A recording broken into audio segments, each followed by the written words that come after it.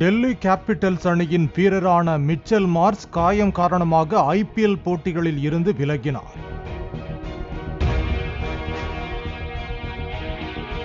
இவருக்கு மாற்று வீரராக 22 வயது இளம் ஆஸ்திரேலிய வீரரான ஜேக் மெக்கர்க்கை டெல்லி அணி கொண்டு வந்தது. 7 போட்டிகளில் விளையாடிய இவர் 259 ரன்கள் குவித்துள்ளார். இவரது ஸ்ட்ரைக் ரேட் 233 ஆகும். மும்பை இந்தியன்ஸ், சன்ரைசர்ஸ் ஹைதராபாத் என 2 அணிகளுக்கு எதிராகவும் 15 பந்துகளில் அரை சதம் அடித்து இந்த சீசனின் அதிவேக அரை சதத்தை பதிவு செய்துள்ளார். மேலும் இந்த ஐபிஎல் சீசனில் 20 பந்துகளுக்கு குறைவாக அதிக 3 முறை அரை சதம் அடித்த வீரர் என்ற புதிய சாதனையை படைத்துள்ளார்.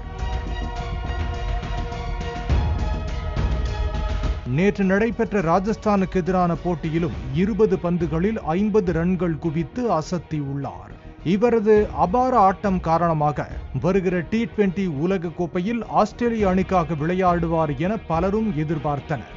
ஆனால் இது குறித்து பேசிய ஜேக் மெக்கர், ஐபிஎல் தொடருக்கும் T20 உலக கோப்பை தொடருக்கும் நிறைய வித்தியாசங்கள் உண்டு.